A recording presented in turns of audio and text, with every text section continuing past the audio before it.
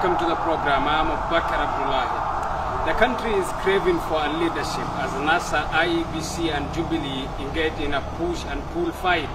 Joining me to discuss that and give us an insight is a political analyst, Ezekiel Mureithi. Ezekiel, thanks for joining me. Thank you so much, Mr. Bakar. In a press conference, Odinga on Tuesday withdrew his presidency from the 26th poll. What do you make of that? First of all, it is everybody guessing game. By Mr. Odinga withdrawing from the 26th election, it leaves a lot of question marks. But let us understand that Mr. Odinga is not a madman. He's coming from a low perspective. In 2013, the Supreme Court said, when it was giving a ruling, out of nowhere they put a clause where it said that if a presidential candidate dropped out of an election, then there was about to be another fresh election. That is the clause Mr. Odinga is looking at and saying that if he has withdrawn, then we can only go forward by having another fresh election come January. So you say his withdrawal was justified? It was very justified. He had the legal means to withdraw. But now it becomes a bit tricky because there is another man called Ekuru Aukot. If Ekuru Aukot is not going to back down, then Mr. Odinga's stance becomes inconsequential. And why do I say this? They have to be more than two candidates in a presidential election.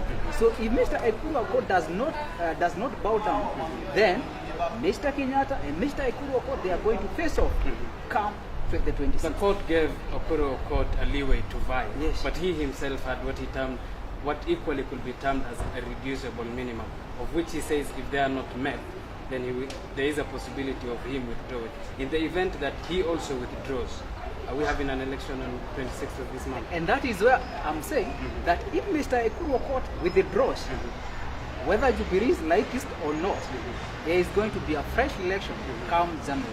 Because the court has said if a presidential candidate has withdrawn, then he has legal means for him to go to another election where everybody is invited. Even you, Mr. Abubakar, if you want to vie, you are able and eligible to vie in the next election. Let's talk of the implications of now having to postpone the election again in a scenario that we don't have an election on 26th. What are some of the implications that we may meet? Actually, you can see up to now. The moment Raila said he has withdrawn, the political tension is so much, it is so high. When I was coming to town, it has become a military state. And one of the implications is the security has become polarized. Simply because by him saying he's not going to go to the election, he has a lot of following. And this will disrupt even the school corridors. Because we are expecting by 26, we are going to have an election. And let us not forget that the economy of Kenya have dropped. Actually, I don't know, it has become a steep. The Nairobi Stock Exchange lost 50 billion shillings when Raila said that he's not going to buy for an election. In one day, we lost 15 billion. What is going to happen if we have another election and not the one that Let's talk of the school dates. Initially, the dates was set on 17th for the election. It was postponed, of course, to 26th. Understanding that the students will be doing their KCSE and KCP examinations with this political uncertainty, how likely is that to affect? It is going much to affect the school on how we do our activities. By simply this is because the election, if they happen on 26th, it means all the schools will have to close, right? If they don't happen by then, the school calendar is already altered. Okay? And even the parents, as per now, they're not letting their school go they are not letting their kids go to the school. Because if your kid goes to school around the Nairobi CBD, with the current political situation, would you let your 8-year daughter go to school in that political situation? So it is affecting the quality of our life, and not just in the political sector, even in the school sector, even in the business sector. Many say that instead of taking rounds, Odinga and Kenyatta should personally meet and agree. Do you fancy and support that? I used to have the fantasy of the idea that they can meet, but since with the political tension that the way it has gone on, they can't meet. Everybody is so egocentric. Kenyatta says, I'm the president, I cannot meet Mr. Odinga. Mr. Odinga says, I'm not going to meet Mr. Kenyatta. If my minimum irreducible, they are not met. So these men, from their perspective, they can never meet. And that is when now we are becoming scared as Kenyans. Where do we go now? Dr. Fred Matiang'i yesterday said he will ban, in fact he has banned the demonstrations from Nairobi, Mombasa and Kisumu. Many will argue there is a legal provision for picketing and demonstrations. Do you think he is justified in banning that? Mr. Abubakar, everybody in Kenya has a right to picket and to demonstrate. But to which extent can you demonstrate and picket? Because what we have seen, NASA, yes, they have the legal mandate to go to the street and they can picket. It is given by the Constitution. But when you rob to mind the supermarket, when you go and rob people in those are allegations. We don't have evidence to prove that. But we have seen some videos of them. And as much as you want to say the allegation, we have seen them. If you are affecting the way I live myself, by coming to school, I cannot come to school because you are demonstrating, automatically it becomes illegal because you are infringing on my rights. You can demonstrate, you can picket, as long as you are not infringing in anybody else's rights. But the moment you infringe on my right by stealing my property, by either making me secure, then automatically it becomes illegal. And that is where Matiang'i perspective is kicking in. Talking of the numbers that Jubilee has in both the houses, Parliament and the Senate, they seem as though they are chest thumping, ready to pass any law that comes across. Should they humble themselves and accept a dialogue? Should they do that? This is where I want to say that as these were the numbers come to play. Because the Jubilee have the numbers. And if you have the numbers, it means you can control whatever goes in the Senate and whatever goes in the Parliament. As if NASA, with their minimum people in the Parliament, they are saying, we are not going to let these laws pass, right? What happens to the Jubilee who have the majority in the House? Of course, they are going to bulldoze their way in. There is equally a provision of dialogue. Why do they chat instead of just thumping each other, opposing one another? From where we are starting, and that is where we have come to a point where I'm saying the politics in Kenya, they are so immature.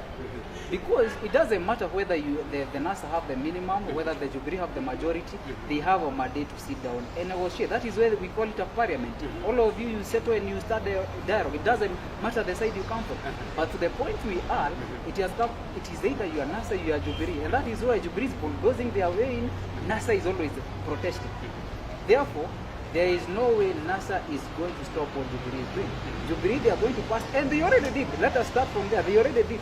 What they are waiting is the president to stamp.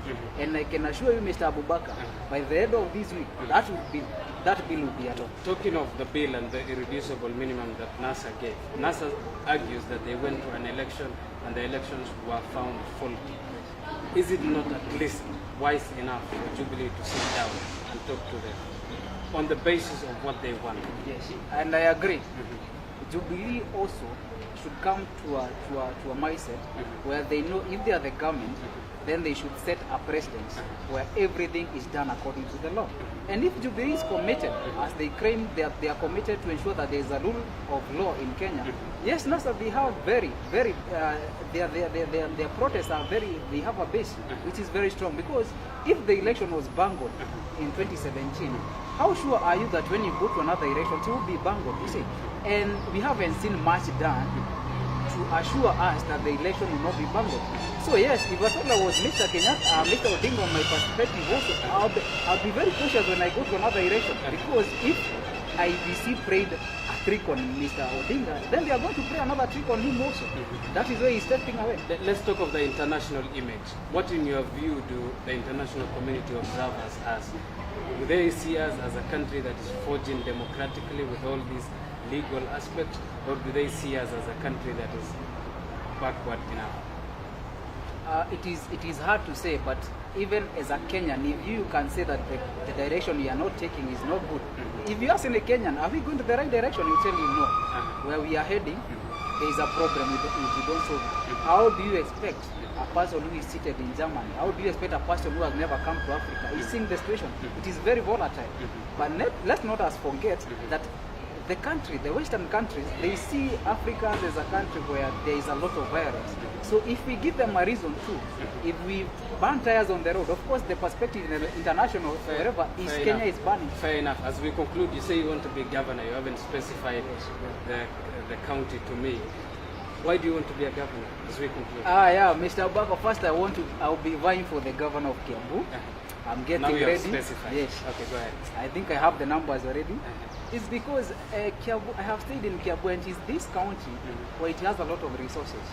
And we can able to transform Kiambu to be the #1 county. We can even overtake Nairobi. Let's not forget that Thika is in Kiambu. Yes, Thika is in Kiambu. If you go to Kiambu Road, that is in Kiambu. Kiambu is very big. It is second to Nairobi. How about we need a governor who can manage? We don't need politician in the governor position. You believe you can? Yes, I can bring change. I have brought change to this university. I can bring change to Kiambu. Okay, Ezekiel, we'll have to end it there. Thanks for joining me. So much. That brings us to the end of our political show, Tough Talk. I'm Abubakar Abdullahi. Till next time, bye-bye.